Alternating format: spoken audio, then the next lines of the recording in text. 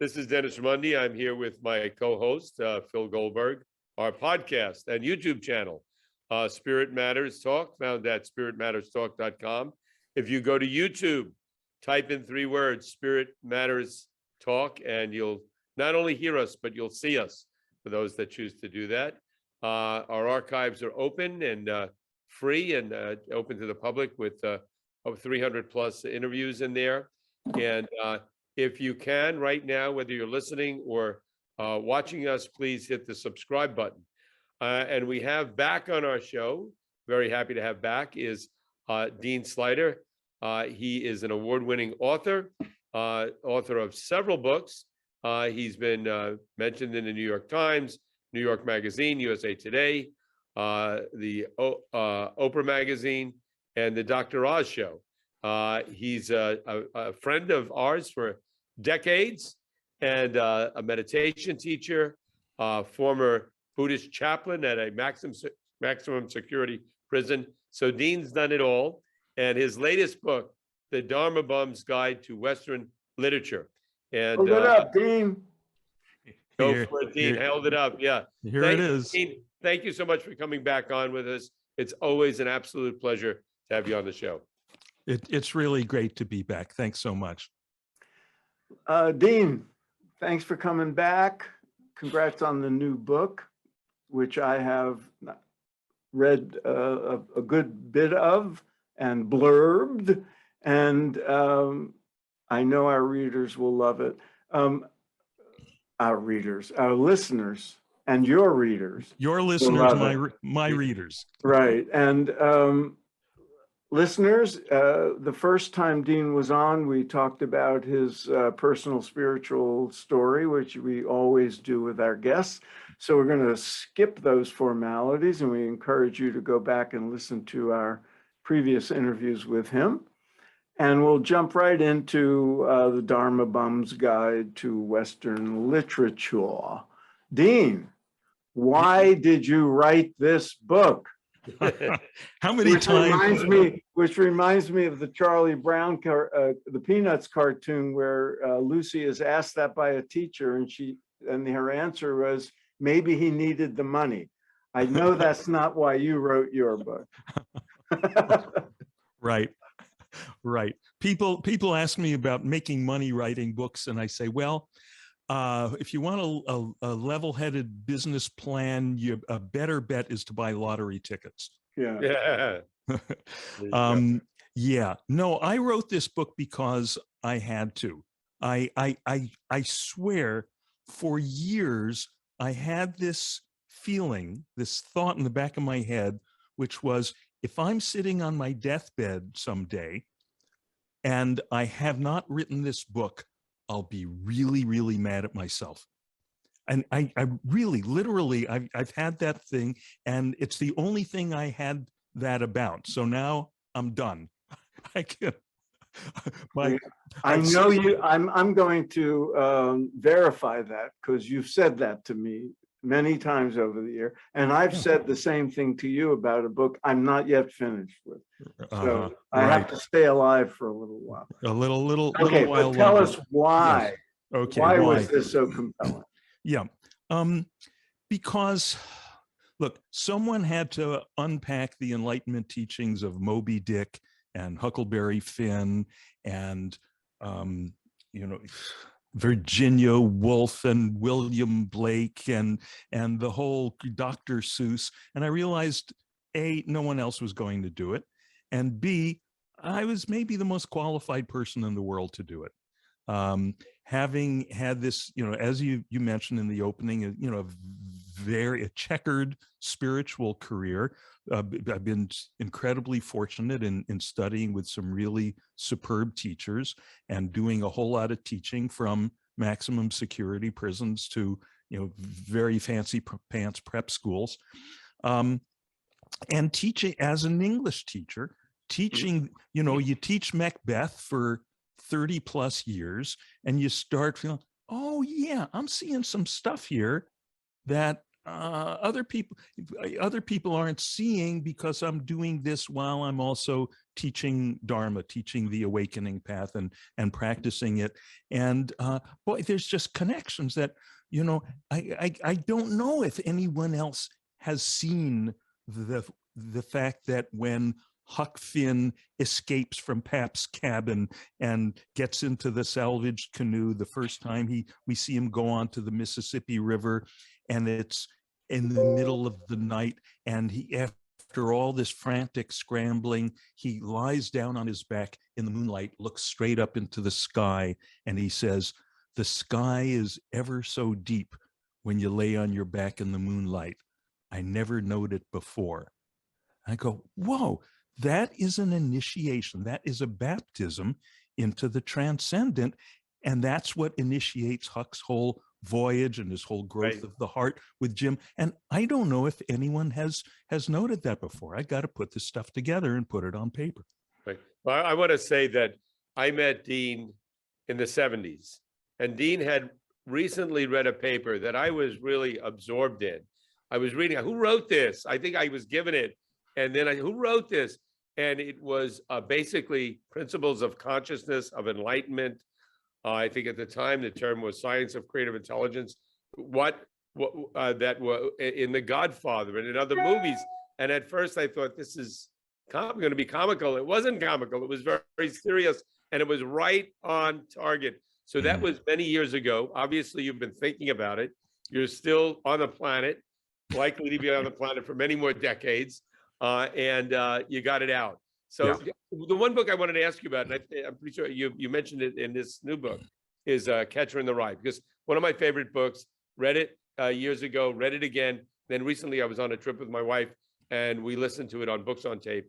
Never fails me. Fantastic. Holden Caulfield. Give us some angle on that book and what inspired you. I'm going to fix my lighting here, but I can hear you. Okay. So The Catcher in the Rye, for me, represents what actually our old teacher Maharishi used to call the restlessness of the seeker. Right? And he talked about being in the position where you've left the hut, but you haven't yet reached the palace. You're in that in-between place. And Holden really represents that uneasy, restless consciousness that so many people have, that realize there is something unsatisfactory about what is being offered to us as the good life. There's some, he calls it phony. He intuits that there's something shallow about it, that there's got to be something else, but he doesn't yet know what it is. And he never quite finds out in The Catcher in the Rye. That's actually the beginning, I would say, of the arc of Salinger's writing. And then in the later writings, in all the Glass family stories and novellas, he pushes it further, and then he essentially starts to answer. In the later stories, he answers the question that Holden asks. Okay, this is what you were looking for. Salinger, in 1953, right, when Joe McCarthy was at the height of his reign of terror, and how much is that doggy in the window was at the top of the pop charts. I mean, that's what a nowhere place America was in at the time. Salinger published in the New Yorker a short story that you may know called Teddy, about a 10-year-old boy who's an enlightened sage who recalls his past incarnations, recalls being a monk in India who got led astray, led off the path by a woman. And a lady. He met a lady. He met a lady. Thank you. Yeah. The early 50s, yeah. Yeah. And so here's Salinger at the height of, American literary fiction, at the height of success, having the chutzpah to, okay, I'm going to inject straight up Vedanta teaching into this. And hopefully people will be able to follow. And they did. I'm so glad you single that out. And you once pointed that out to me in a private conversation, because we were both big fans of Salinger's explicitly spiritual writings in later work. And you pointed out what you just did about Catcher in the Rye. And you're right, it's like the beginning of an arc. It's Right. almost as if Holden grew up to be Buddy Glass or one of the other, siblings in the Glass Right. family. Right. Dean, that's one of the unlikely stories or works in the book. As you did with movies in Cinema Nirvana, you don't take the easy way out.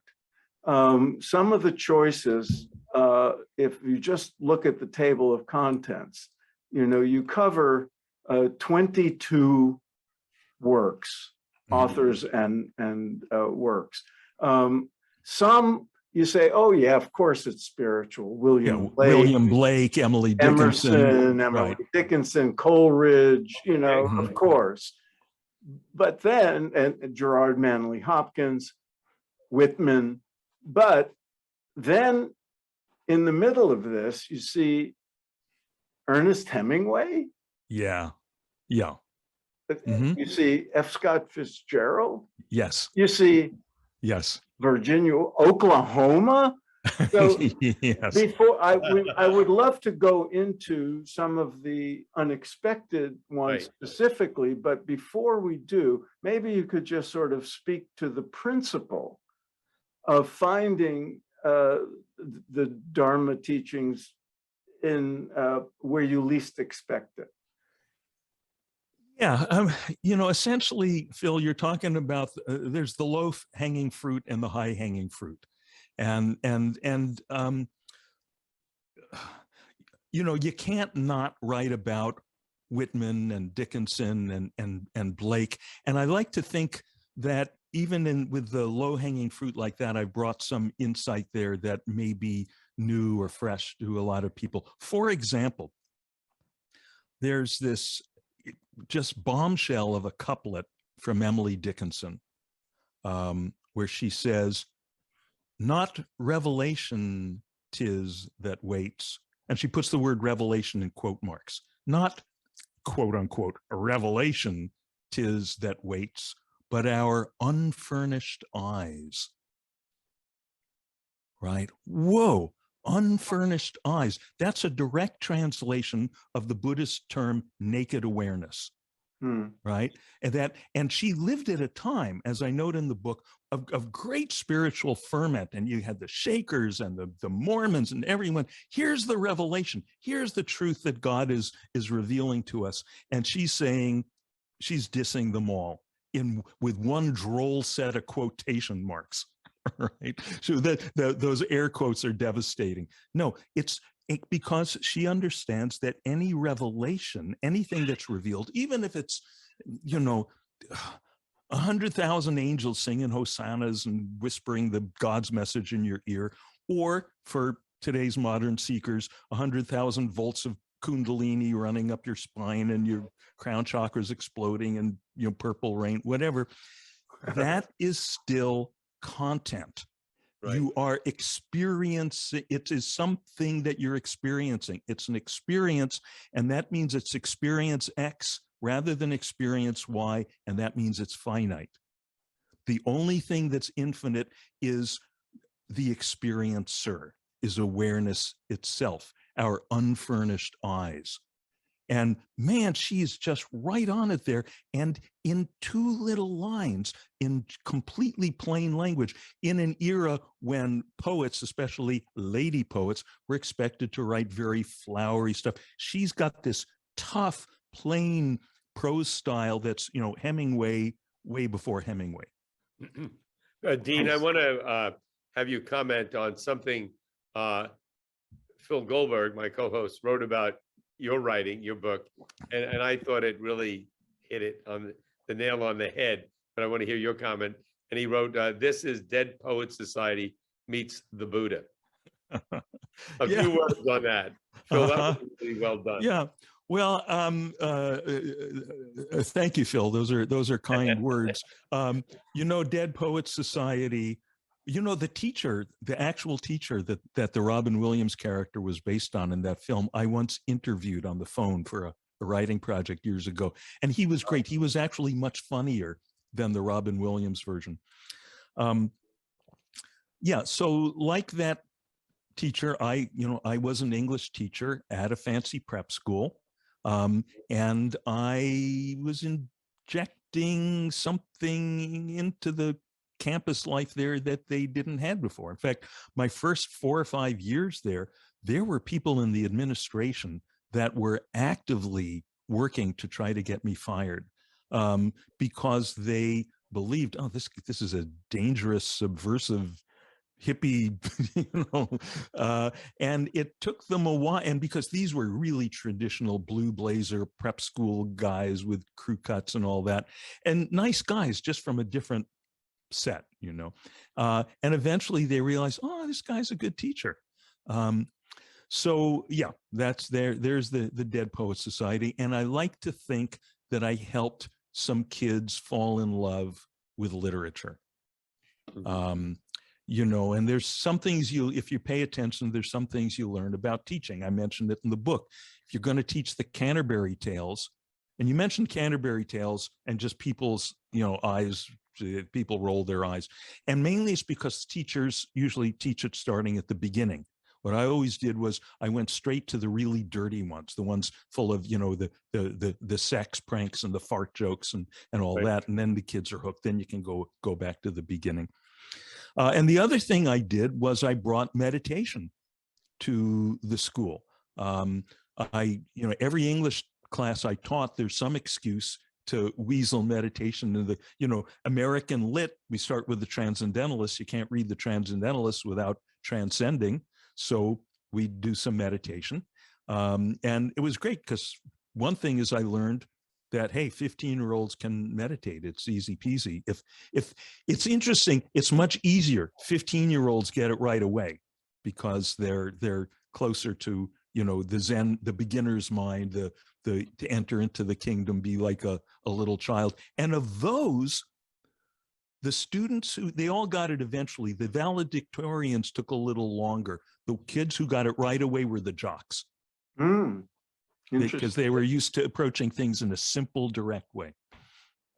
Dean, I wasn't going to do this, but since you mentioned English teachers and their influence on the young, in your introduction, in addition to Alfred E. Newman, you mentioned you as a very early influence that brought you to where you are with this book was your high school English teacher. Maybe we can pay homage to him right now. Yeah. Oh, yes. John Fresius, my 10th grade English teacher, changed my life. I saw him. He was, I talk about it in the introduction to the book. He was a genuine wild man. He had gone straight from high school to the battlefields of Europe in the Second World War, came back, and he was not going to take any stuff from anybody. And he swore, he drank, and he read poetry. And he had a catchphrase. He would read a poem, and it was like hearing Laurence Olivier reading the poem with occasional asides from Groucho Marx. And then he'd get to the end of the poem and he'd say, without fail, every time, he had a lot of kind of verbal rituals, including a lot of bad jokes that you heard constantly. It was great. So he'd get to the end of a poem and he'd say, okay, let's take our shoes off and run through it. And then we would go back through and he would explicate it, revealing all the gears and pulleys of poetic technique, how it works. And that changed my life. And for my 33 years teaching English myself later on, I could not explicate a poem without first saying, okay, let's take our shoes off and run through it. That was me plugging into my guru lineage. Right. Yeah. I want to say I had the pleasure of visiting Dean at his school and actually sitting in on some of his classes 20-something years ago. And I'm sure the influence that teacher had on you had on many of your students. And when I look back on my school career, elementary school, high school, college, graduate school, there are two teachers that stand out. And one of those was my 9th grade English teacher who just blew my mind, changed my life, same sort of stuff. And I tried Miss Tannenbaum. I haven't been able to track her down, but huge influence on my life.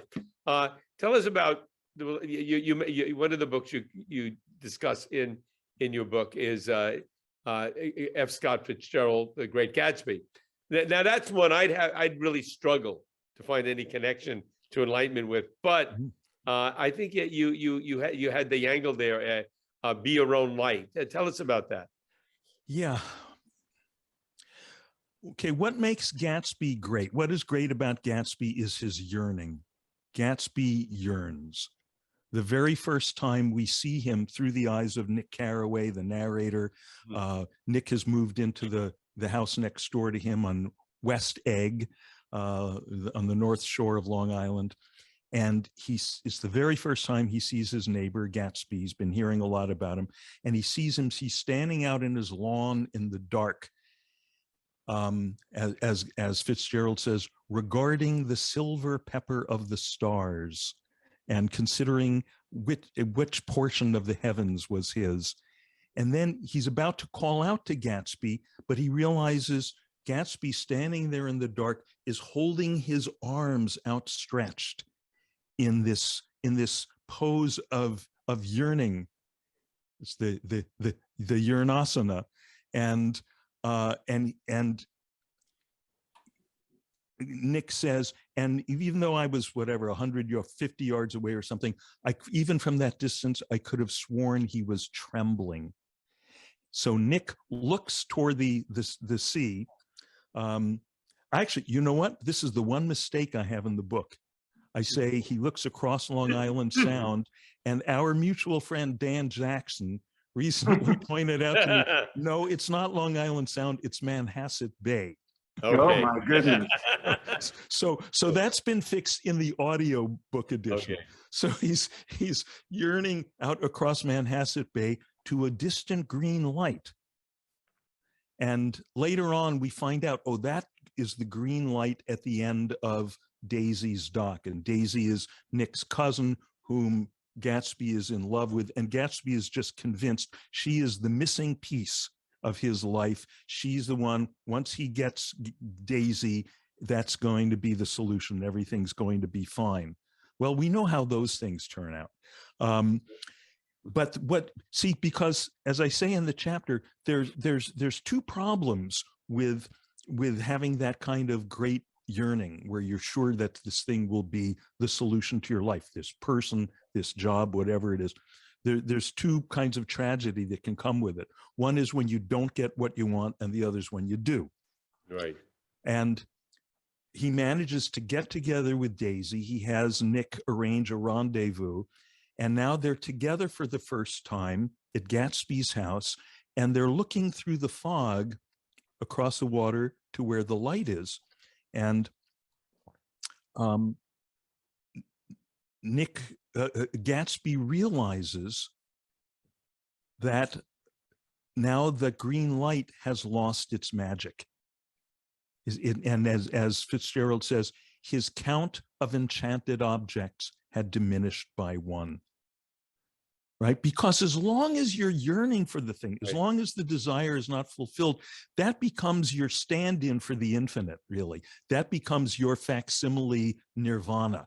And we, without even if we've never heard words like samadhi and nirvana, we all have the intuition of that's what we need, what we're looking for. And we invest that yearning in these things, in these people, and convince ourselves that that's what they are. They embody nirvana until, we get them. And then it seems that way for about 15 minutes. And then, okay, what's next? What will I get for next Christmas? Dean, let's, among the many choices that somebody who knows the works would say, really? Enlightenment teachings in that is Macbeth. Oh, which to most people seems relentlessly bleak and dark and people are being killed, and all the worst of humanity is being presented to us by Shakespeare. Mm-hmm. tell us why you chose it and what you saw in it that's not so obvious. Okay. Well, first of all, I chose it for exactly the reason that you're saying. And the one that, if anything, is even bleaker is Waiting for Godot. And I've got that in there too. And actually, as I say in my chapter on Waiting for Godot, I say it's as if life is a jigsaw puzzle with only two pieces: samsara and nirvana, right? Samsara, so-called ordinary life, literally means wandering in circles, the confusion, the unfulfillment of unenlightened life, samsara. The other is nirvana. Those two pieces. For most people, one of those two pieces, the nirvana piece, is missing. And that what Beckett does in Waiting for Godot and his other writing, it's like he scrapes his body across the jagged edge of the samsara piece of the puzzle, till he bleeds. But by implication, that implies, okay, if that's what that edge is like, what would the other piece be like that would make it whole? And we can extrapolate, if life the way it is the hell that Beckett presents, what would be the solution to that should exist? God, please, must exist, for existence to not suck. So I had a lot of fun with that. Now, Macbeth, first of all, when I used to teach writing, and you teach kids how to write a formal essay, where normally you put the thesis statement at the end of the first paragraph. Analogous to that, at the very end of the first scene of Macbeth, right? We get the three witches, and they're agreeing they're going to accost Macbeth when he finishes his battle, and then they chant at the very end. So it's like the thesis statement of the play. Fair is foul, and foul is fair. Hover through the fog and filthy air. Wait a minute. Fair is foul, foul is fair. Black is white, white is. How can that be? They're making a statement of the equivalency of opposites. Now, usually that's interpreted as, okay, this is the moral fog that Macbeth is about to wander into when he, decide he kills Duncan and so forth. And yes, it's that, but it's much more than that. The things that we think are fair, the things we think it's lovely, can turn out to be not so much. And everything contains its opposite. Everything, in a sense, is its own opposite. And that's from the first scene. Usually, Macbeth, the play Macbeth, is interpreted as, they say, okay, he's a tragic hero. He's got a fatal flaw, that his fatal flaw is ambition. He has this great ambition to be the king. But you know what? He's told at the beginning, you're going to be king. When? Hereafter. All hail Macbeth that shalt be king here. Well, but what's here? When is hereafter? That's, mañana, right? Down the road. His flaw is not ambition. It's fine for him to want to be the king and expect to be the king. His flaw is impatience, right? In fact, my title for that chapter is "What's Your Hurry? What's Your Hurry?"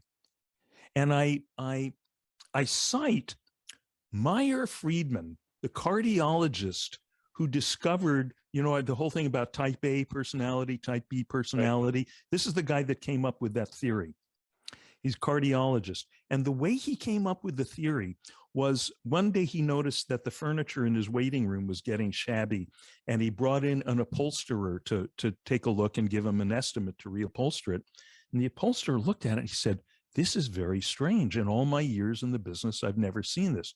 People's furniture, the cushions always wear out first in the back. Yours is all worn out in the front on the leading edge."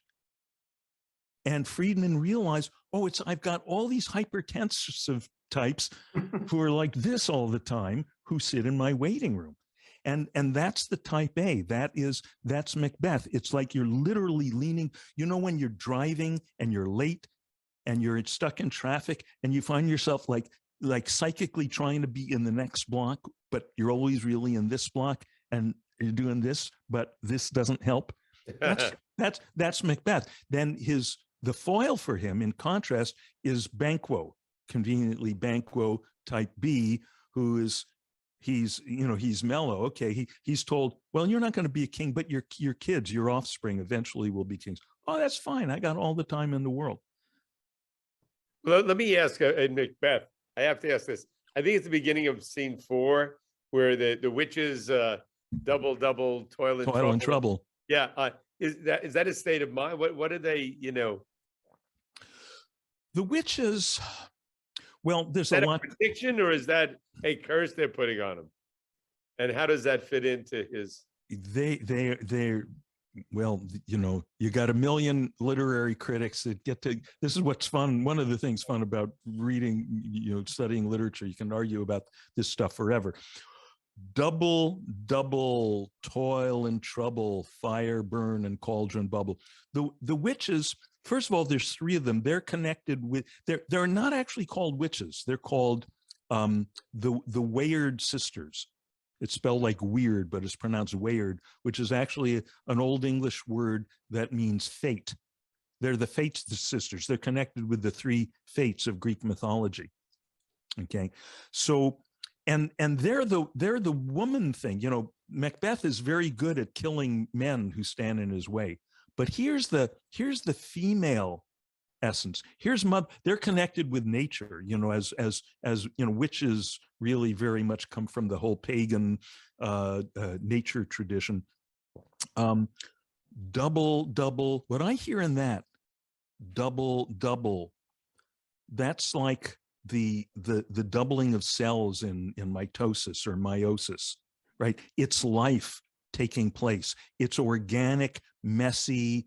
It's like their cauldron is like the womb of nature, the womb of the uncontrollable, the unpredictable, while Macbeth is trying to hurry ahead in his straight line march to fulfill his goals.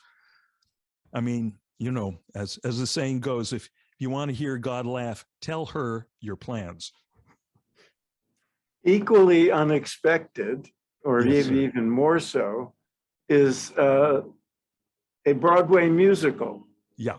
So we have elevated Rodgers and Hammerstein to the level of the great world's literature. Yeah. I'm going to ask you to tell us why you included it, and I'm going to shut my sound because they're making noise outside.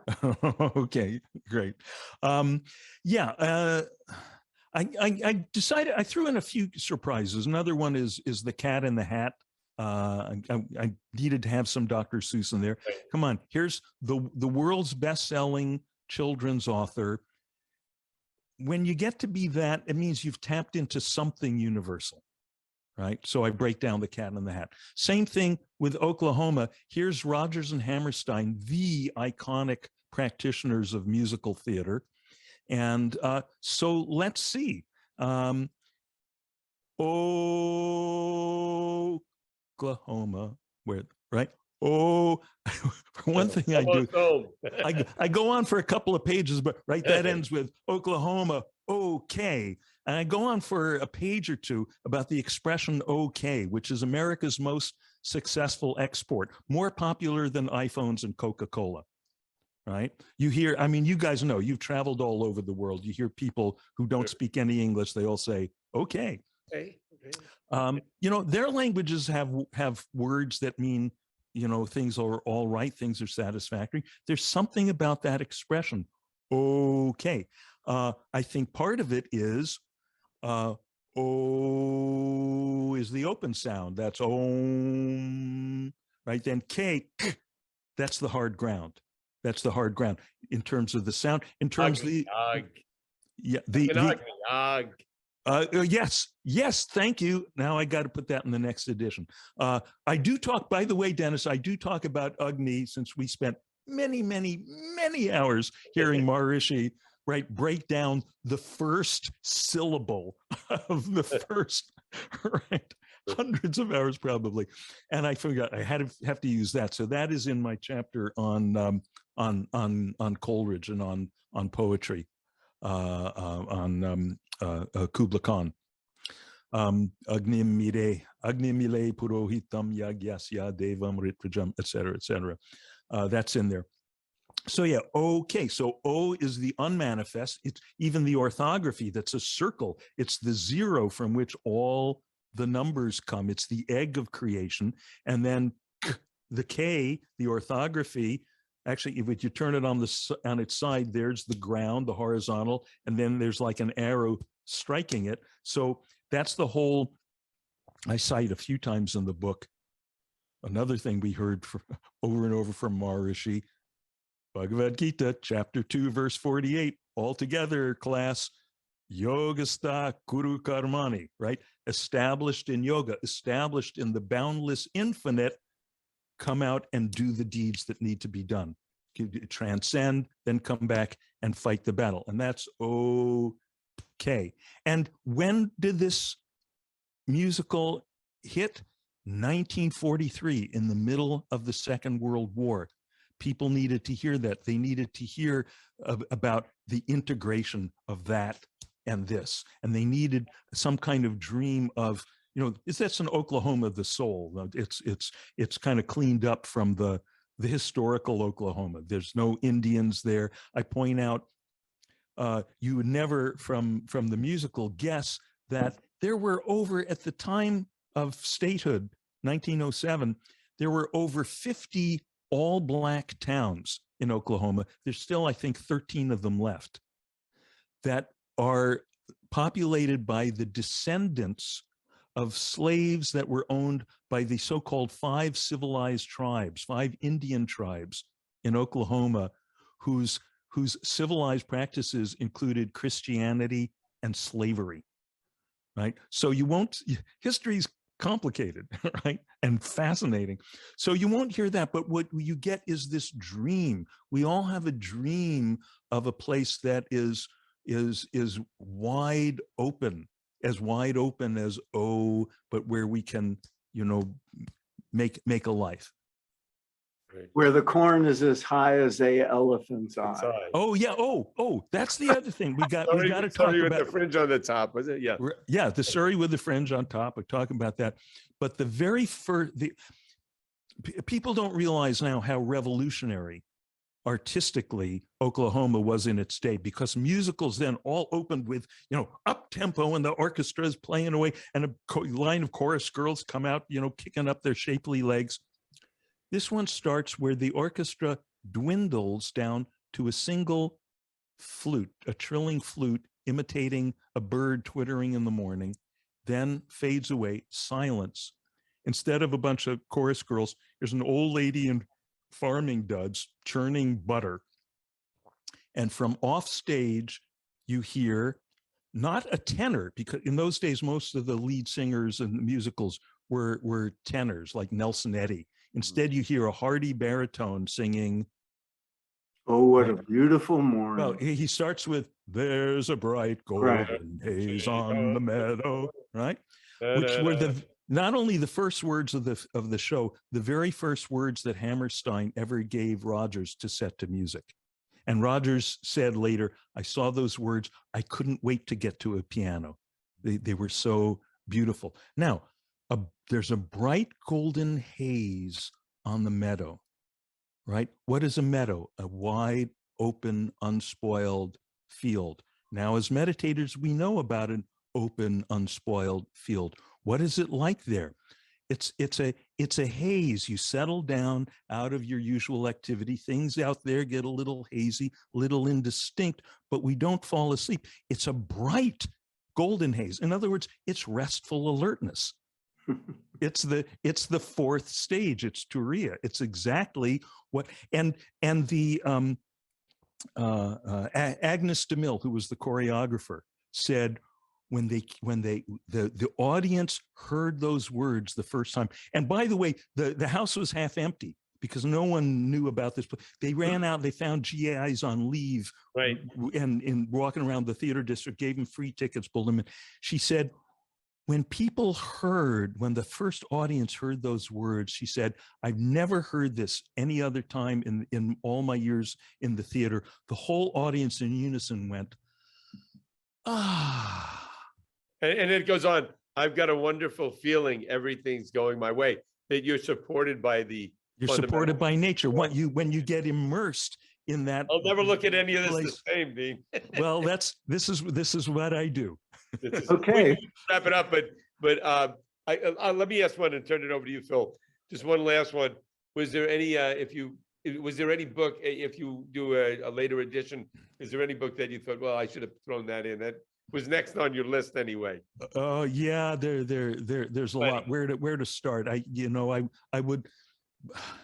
I would love to do James Joyce, but I don't dare. That would be that would be a lifetime longer than what I've got available. At the end, I make a couple of suggestions in the last chapter for where you might want to go next, and one of them is Pale Fire by Vladimir Nabokov, which is a whole story told in a series of literally insane psychotic footnotes to a 999 line poem, right? An unfinished poem, the last and 1,000th line of which may or may not be the same as the first line. And the poem begins with this image of a bird, of this creature, this bird meeting its death and or nirvana. And it goes like this. I was the shadow, right? The reflection. I was the shadow of the waxwing slain by the false azure in the window pane. I was the pile of ashen, I was the smudge of ashen fluff, and I lived on, flew on in the reflected sky. Okay, folks, we have to go, unfortunately. Listeners, viewers, Dean, hold up the book again. Here we go. The Dharma Bum's Guide to Western Literature. Finding Nirvana in the Classics. Ken Burns, a life. Yes, Ken Burns says a wise and wonderful book. Great job. Viewers, listeners, you will not only appreciate works that you might have been forced to read in high school or college, or maybe never read, but you will read them differently if you read Dean's book first, and you will be getting a lot of spiritual wisdom at the same time, a double dose. So thanks. Double. Double. No toil, no trouble. Yeah. Thanks, Dean. Thank you, Dean. Thank you. Guys, it's always so much fun. Bye.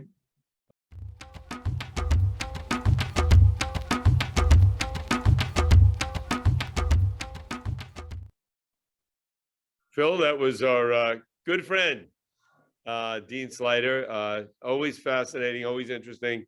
And yeah, very thought-provoking. I mean, again, thought-provoking. It was like, now I'll never look at any literature or even listen to a musical again without thinking about all this stuff. Well, I've known Dean all these years. We share a love for literature and writing, and I always get insights from him. He has a wonderful skill, a gift at finding the hidden pearls in the, whatever the metaphor is. But he finds things that you don't all ordinarily see yourself. Right. I mean, the first time I read a paper he wrote. I think he was at Maharishi University, and he wrote a thesis, and it was all about elements of enlightenment in movies like The Godfather. Maybe it was Moby Dick, some other film, Jaws. I forget how he got it in Jaws, but it was very interesting, very insightful. Maybe a stretch, in terms of the connection, but he could defend it. It was well done. Well, if you think about it,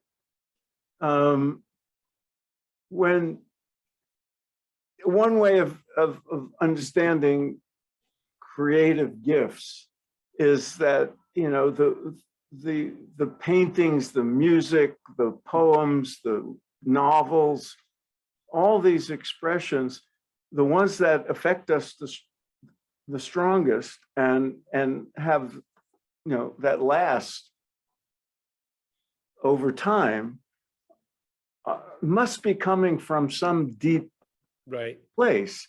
So even something dark,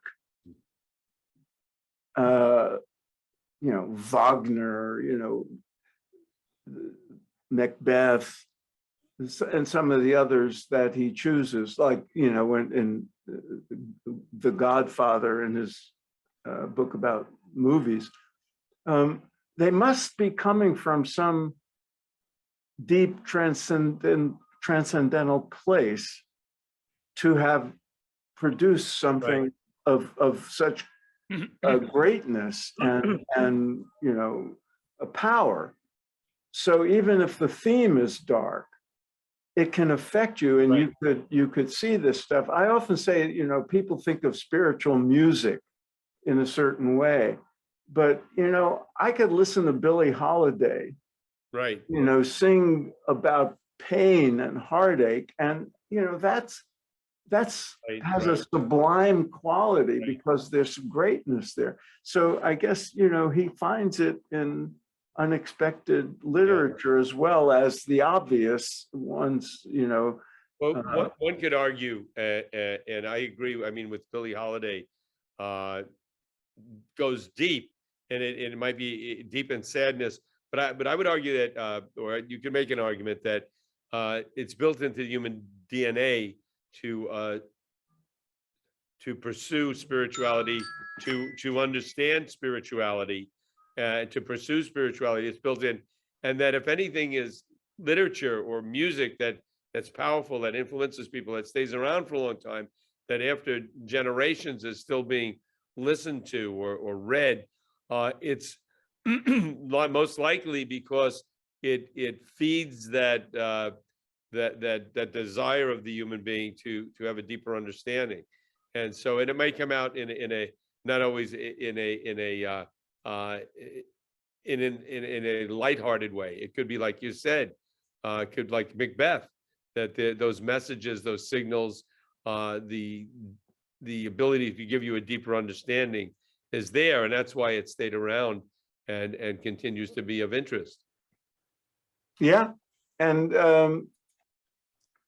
it's and it's a lot of fun. His book is a lot of fun, and you get little Satori insights along the way, and you say, "Oh, I read this before. I read it a long time ago, but I didn't fully appreciate it, and now I'm finding all these teachings." And you can read some of his chapters, never having read the work itself. Right. But you're learning, and you're getting Dharma teachings along the way, and so it's quite a good contribution. I'm very proud of him as somebody who he was talking about writing this book a long time ago, and then he finally, I remember when he told me, "I'm going to do it now." Here it is, and it's great. Great. Well, another outstanding interview and an outstanding guest, and many more coming. And anybody wants to send us any suggestions, please do so. Can contact us through spiritmatterstalk.com, and please hit the subscribe button if you haven't already did it, whether you're listening or watching. Please do so. And till next time, Phil. Okie dokie. Okay. Okay, HOLA. Something like that. All right. Over now.